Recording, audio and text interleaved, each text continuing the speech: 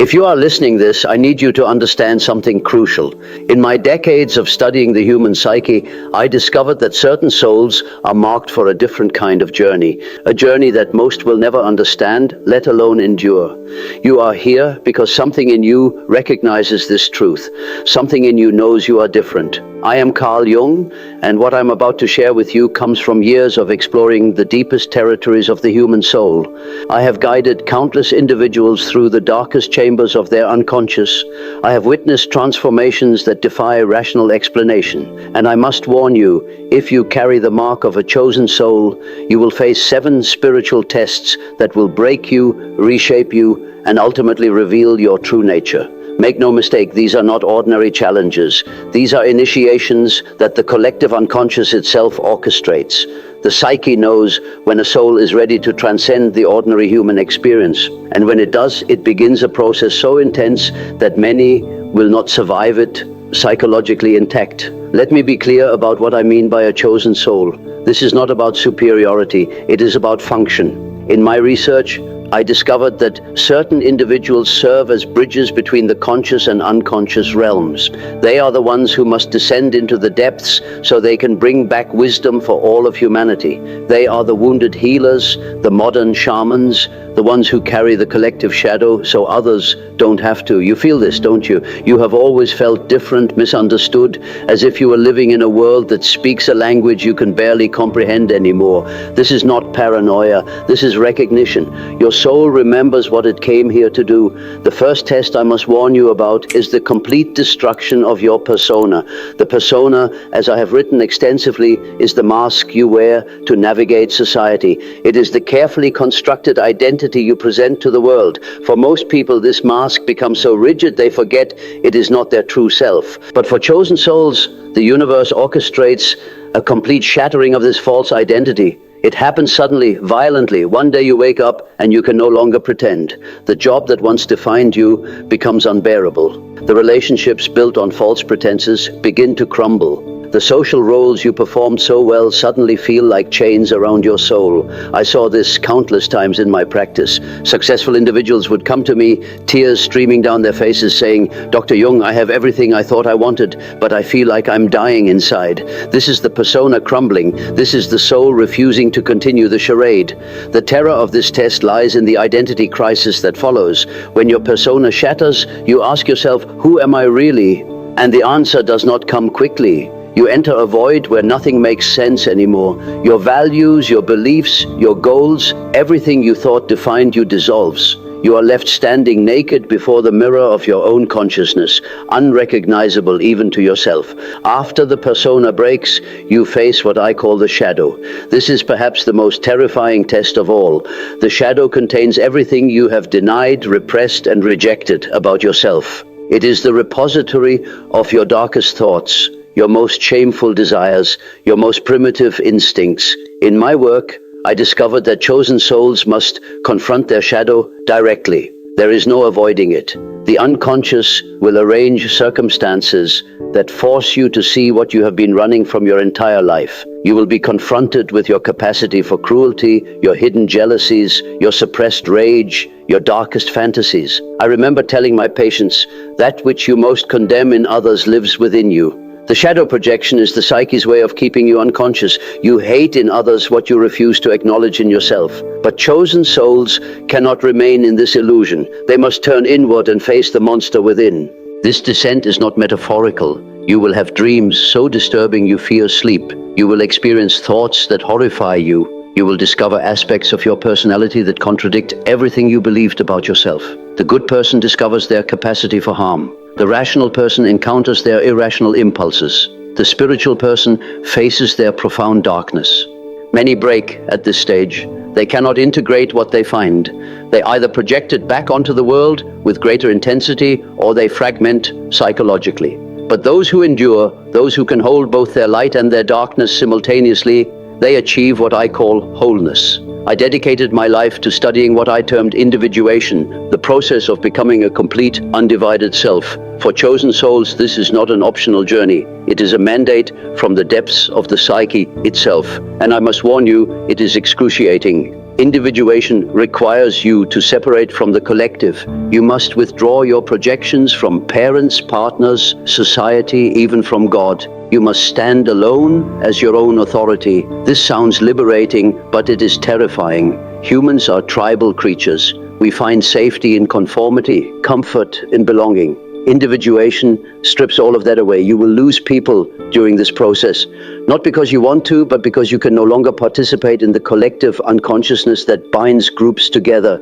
Family members will feel you pulling away.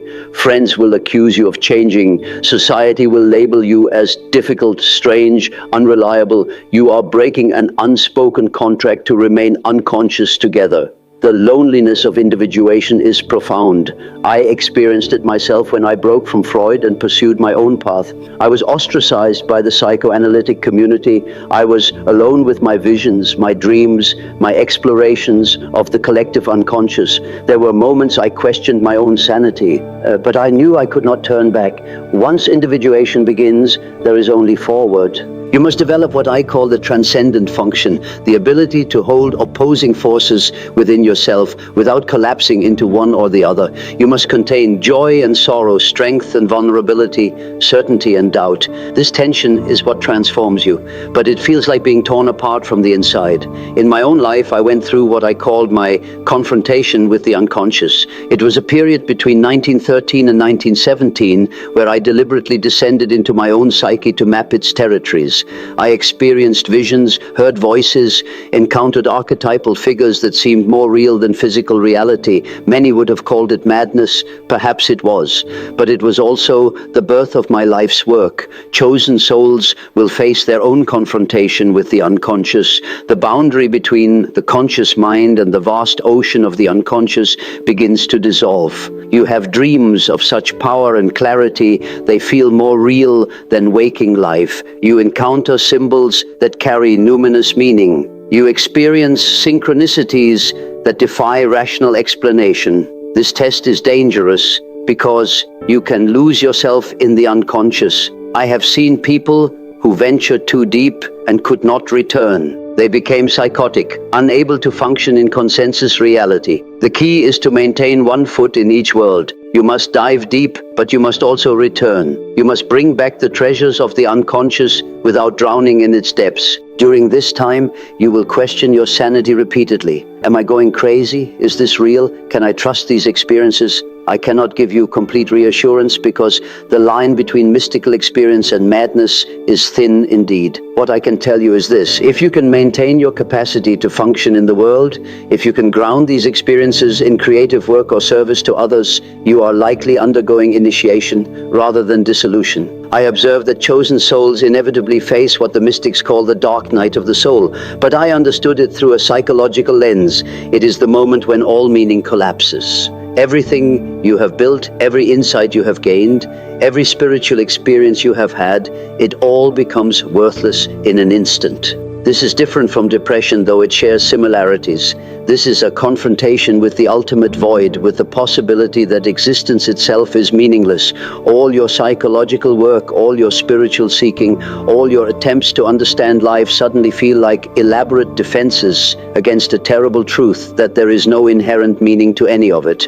I wrestled with this myself. After all my research, all my theories about archetypes and the collective unconscious, there were still moments when I wondered if I was simply creating elaborate fictions to avoid facing the fundamental absurdity of existence. These were my darkest hours. For chosen souls, this test is unavoidable. You must pass through the complete annihilation of meaning to discover meaning that is authentic rather than borrowed. You must let go of religious consolations, philosophical systems, psychological frameworks, everything. You must stand in the void and face the possibility of meaninglessness directly. What I discovered, and what you must discover for yourself, is that meaning is not found, it is created. The psyche generates meaning. The soul births purpose from within itself. But you can only know this after you have released your grip on all external sources of meaning. In my work, I identified the anima and animus, the contrasexual aspects of the psyche. Every man carries an inner feminine, every woman carries an inner masculine. For most people, these remain unconscious and are projected onto partners, but chosen souls must integrate these aspects consciously. This is not about gender roles or sexuality in the conventional sense. This is about the integration of fundamental psychological principles. The masculine principle of consciousness, direction, and will must unite with the feminine principle of receptivity, intuition, and relatedness.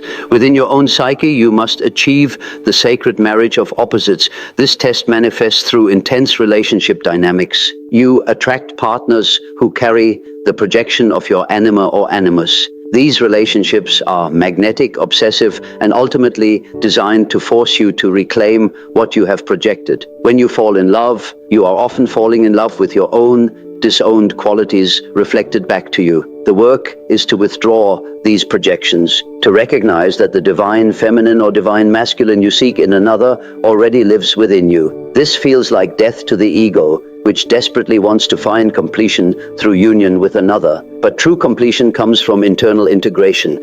I worked on this throughout my life, examining my relationships with women, particularly my wife Emma and my students. I had to face how I projected my anima onto them, how I sought my own wholeness through them. Only by recognizing this pattern could I begin the work of integration. The final test is the most paradoxical. After all your work, after developing a strong ego through individuation, after integrating your shadow and contrasexual aspects, you must surrender it all to what I call the self. The self is not your ego. It is not your personal identity. The self is the totality of your psyche, the organizing principle that transcends your conscious awareness. It is the God image within, the center that holds all the opposites, and it demands complete surrender. This is what I meant when I wrote that the ego must become a servant of the self rather than believing itself to be the master. You must die to your will and align with a deeper will that flows through you. This is not passive submission. This is active surrender to your own deepest nature. I found that this test brings you face to face with what I called the God image within. Whether you experience this as the divine, as higher consciousness, or simply as the deeper layers of your own psyche, the encounter demands total transformation. You can no longer live for yourself. You must live for something far greater. The chosen soul realizes at last that all the suffering, all the tests, all the initiations were preparing them for one thing: to become a vessel through which the unconscious can express itself in the world. You become an instrument of the collective healing, a bridge between the depths and the surface. Now you understand why you have suffered so much. It was never random. It was never punishment. You were being forged in the fire of psychological and spiritual transformation. Every test was initiating you into a deeper level of consciousness. I spent my life mapping these territories so that others would not feel as alone as I did during my own journey. You are not insane. You are not broken. You are undergoing the oldest initiation known to humanity, the death and rebirth of the soul. Your duty now is clear. You must complete your own individuation while helping others navigate their own darkness. You must live your truth even when the collective demands conformity. You must be the bridge between the conscious and unconscious realms. The world needs chosen souls now more than ever. Humanity is at a threshold, and it requires individuals who have done the deep work, who have integrated their shadows, who can hold complexity without collapsing into simplistic thinking. You were marked for this journey before you were born. The psyche itself selected you. Honor that selection by completing the work you came here to do. Face each test with courage. Integrate what you discover. Become whole. This is my warning and my blessing. The path of the chosen soul is the hardest path there is, but it is also the most meaningful. Walk it with consciousness, walk it with courage, and know that you are never truly alone. The collective unconscious supports you even when you cannot feel its presence. Now go forward. Your initiation awaits.